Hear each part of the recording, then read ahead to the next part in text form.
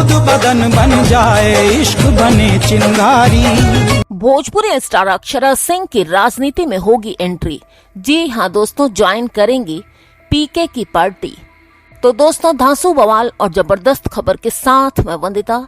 नमस्कार, आइए जानते हैं पूरी खबर विस्तार से।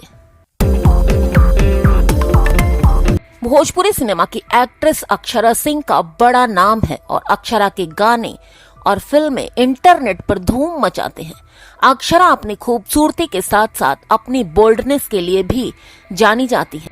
भोजपुरी इंडस्ट्री में अक्षरा और पवन सिंह की केमिस्ट्री ने लोगों के बीच काफी फेमस रोल अदा किया है और अक्षरा अक्सर ही अपने गानों और फिल्मों की वजह से सुर्खियों में छाई रहती हैं।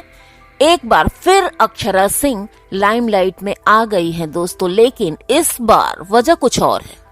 तो दोस्तों, दिल थाम के सुनिए कि भोजपुरी फिल्मों में अपना जलवा बिखेरने के बाद अब अक्षरा सिंह राजनीति में एंट्री लेने जा रही हैं। जी हाँ, एक्ट्रेस चुनावी रणनीतिकार प्रशांत किशोर उर्फ पीके के अभियान जन सुराज से जुड़ने जा रही हैं।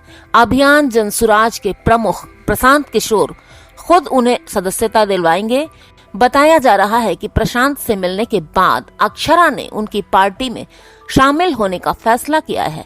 दोस्तों, सुनने में तो ये भी आ रहा है कि पीके की पार्टी ने साल 2024 के लिए भोजपुरी एक्ट्रेस को भरोसा दिलाया है कि उन्हें ही टिकट दिया जाएगा। अक्षरा ने प्रशांत किशोर की पार्टी का दामन थामने के लिए इसलिए भी चुना है क्योंकि बिहार की राजनीति में प्रशांत किशोर का सिक्का चलता है। वो बिहार की राजनीति में काफी टाइम से एक्टिव हैं और लोगों के बीच उनकी पॉपुलैरिटी भी है। अक्षरा सिंह ही नहीं दोस्तों, उससे पहले भोजपुरी के कई स्टार्स भी राजनीति का हाथ थाम चुके हैं। इसी तरह जनसुराज आंदोलन से जुड़कर अक्षरा कई भोजपुरी सितारों के नक्शे कदम पर चल रही हैं, जो सक्सेसफुल राजनीति पारी खेल चुके हैं।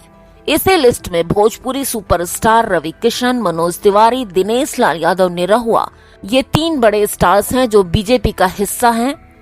और अब आप भी इंतजार करिए क्योंकि अब अक्षरा सिंह की राजनीति में आने की बारी है। जी हाँ दोस्तों, अगर खबर अच्छी लगी हो तो लाइक कर दीजिएगा, चैनल को सब्सक्राइब करके बेल आइकन भी प्रेस